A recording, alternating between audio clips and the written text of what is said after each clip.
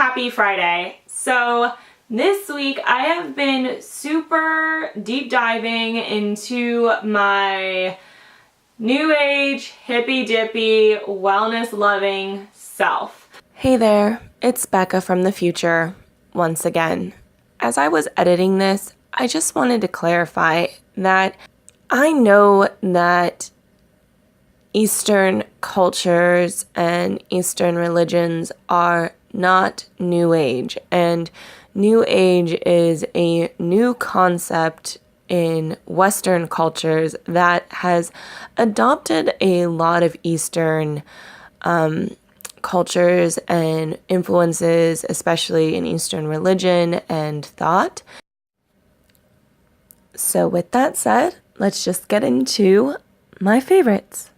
And what I wanted to share with you was a few things that I don't know seem like super new agey to me, but aren't new age whatsoever. They are, they aren't. Let me just get right into it. Something I've been drawn to, but I finally looked up the name of it, is Hindustani music. And Hindustani music, and it is classical Northern Indian music. So North India. And it has a lot of sitar in it, and it actually also includes another instrument, which I totally looked up on Wikipedia, the tanpura. And I just really love, like, Hindustani music. It's one of those things where I've always been drawn to music that has like a sitar in it, and to Hindustani music, or Hindustani music. I'm so sorry if I am butchering the pronunciation, by the way. I apologize, I'm trying my best.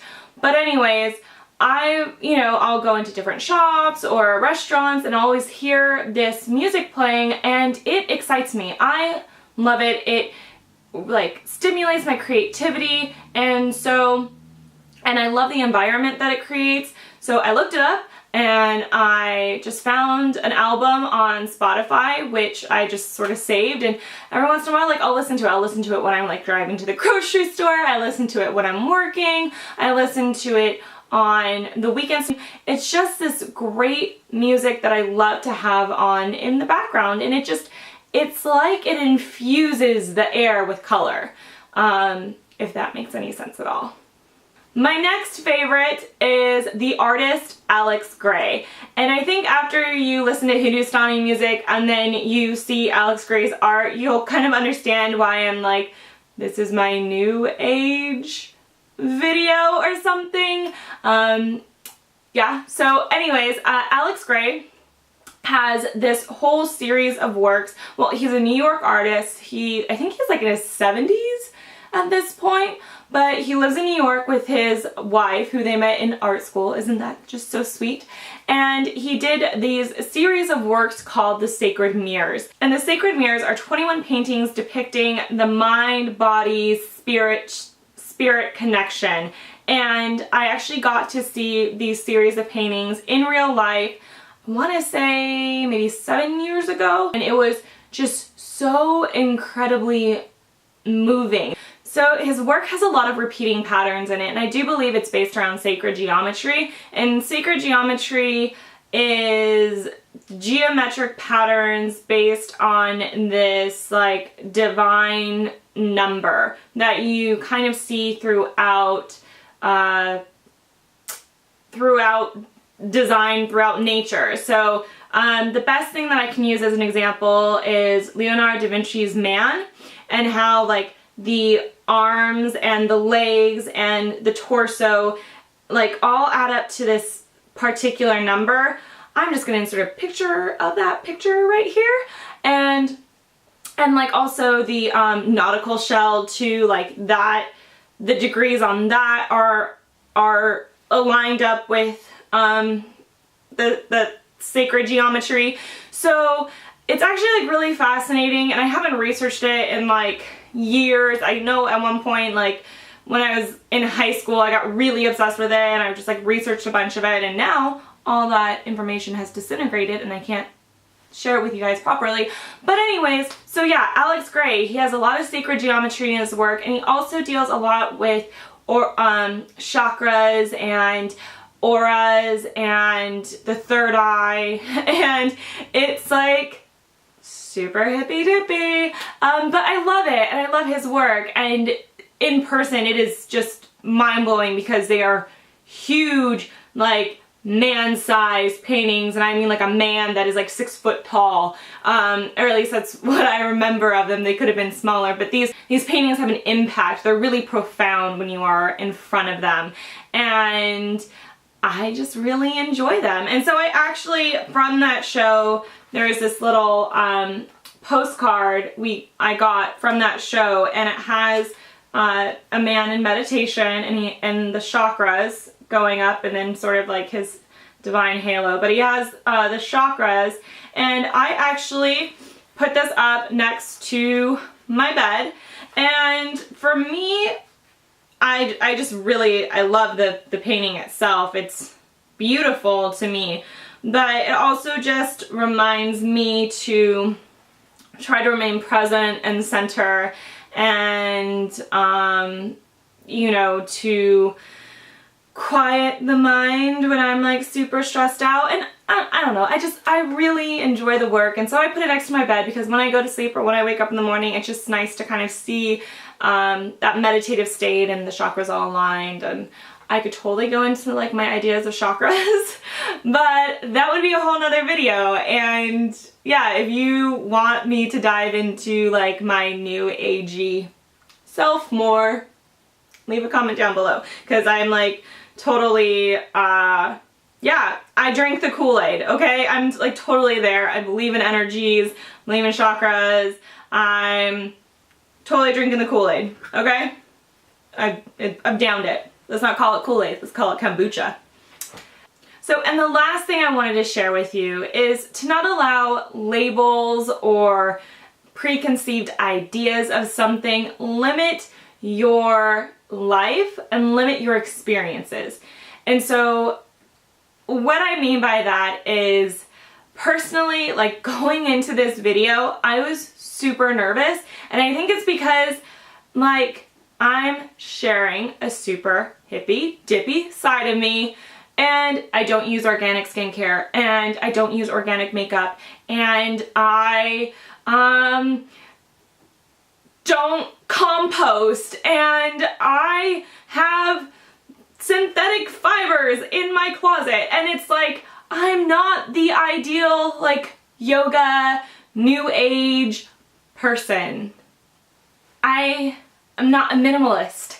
I'm not I'm no guru, you know, and I'm not even trying to say that I am, but when you have this idea of what someone should be when expressing something or sharing something, and you like it too, or you want to explore it, but you don't line up to those expectations, it can be very oppressive, and then you don't want to explore it, or you don't want to go to the yoga class because you've never done yoga before, or, you know, you still eat meat, and why should you even try? And do you understand how ridiculous that is?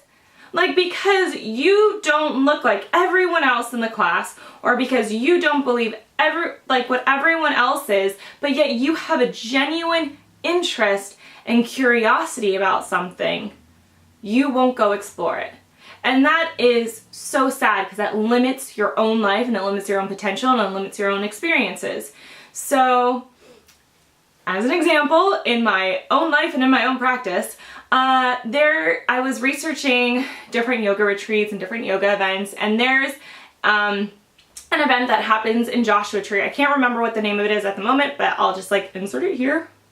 And it is like kind of, there's like this music and meditation, and it's about the divine feminine, and there's these workshops about like healing and empowerment, and it looks really cool, and once again I am drinking the kombucha and I don't care, and it seems like something that's so cool, and then something inside of me went like, oh no, you don't belong there. Like, you don't wear organic makeup, you occasionally still eat meat, you are a fraud and you're fake and you shouldn't go there. And it's like, that is so sad, because this little voice in me is saying, you don't meet that label and you don't meet that expectation. So don't even try to experience something that could be wonderful.